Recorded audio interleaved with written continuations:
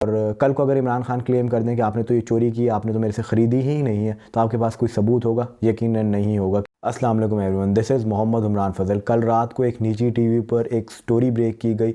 उस स्टोरी में एक शख्स का इंटरव्यू किया गया जिसका नाम उमर फ़ारूक ज़हूर था। उमर फ़ारूक ज़हूर ने आकर ये क्लेम किया कि उन्होंने वो घड़ी ख़रीदी है जो इमरान ख़ान को जो पाकिस्तान के फॉर्मर प्राइम मिनिस्टर हैं उनको मोहम्मद बिन सलमान ने दी थी। मोहम्मद बिन सलमान जो हैं वो सऊदी वली अहद हैं।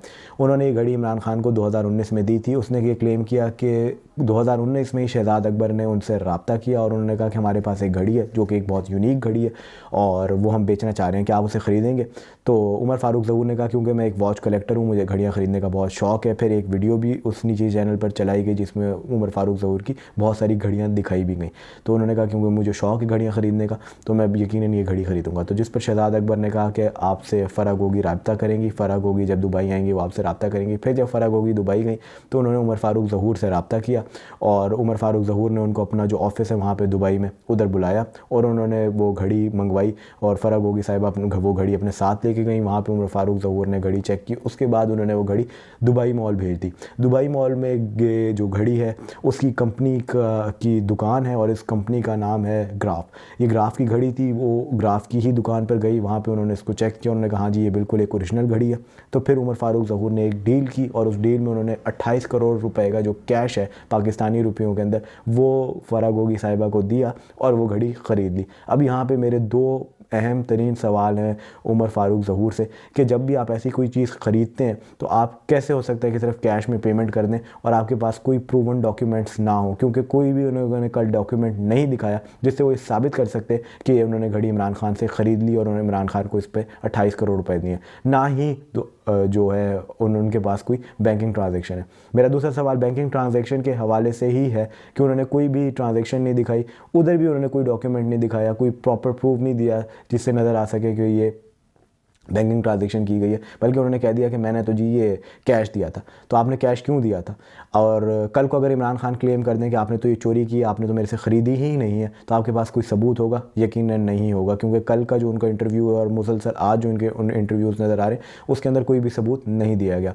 लेकिन यहाँ पर मैं एक चीज़ बताना चाहता हूँ और वो ये है कि इमरान खान के ऊपर हम ये देख रहे हैं पिछले 1 महीने के अंदर इसी तरीके के जो प्रोडक्ट्स हैं, मैं ये लफ्ज़ इसलिए बोल रहा हूँ कि इसी किस्म के जो प्रोडक्ट्स हैं उनको बार बार लॉन्च किया जा रहा है। कभी फैसल वाडा आते हैं और वो एक प्रेस कॉन्फ्रेंस करके चले जाते हैं, कभी रोखड़ी साहब जो मियाँ वाली के हैं एक मेजर रिटायर्ड मेजर हैं वो आते हैं, वो कोई प्रेस कॉन्फ्रेंस करते हैं, फिर वो बल्कि प्रेस कॉन्फ्रेंस क्या करते हैं वो मुख्तलिफ चैनल्स को इंटरव्यूज़ देते हैं, वो प्राइम टाइम शोज़ में जाते हैं, वहाँ बैठ के बातें करते हैं। फिर हम देखते हैं जब उनकी बात में कोई इतना दम नहीं रहता तो फिर ये कल उमर फ़ारूक ज़हूर साहब सामने आ गए।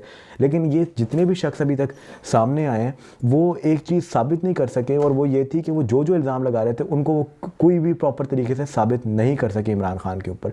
दूसरी तरफ जो हमारे पाकिस्तान के इस वक्त के सिटिंग वज़ीर आज़म साहब हैं उनको कोरोना वायरस हो चुका है, उनको तीसरी दफ़ा कोरोना वायरस हुआ और इंग्लैंड में उनके ऊपर एक केस भी हो गया। केस तो उनके ऊपर खैर पहले से ही था लेकिन इस दफ़ा उस केस में जो है उनको सज़ा मिली है।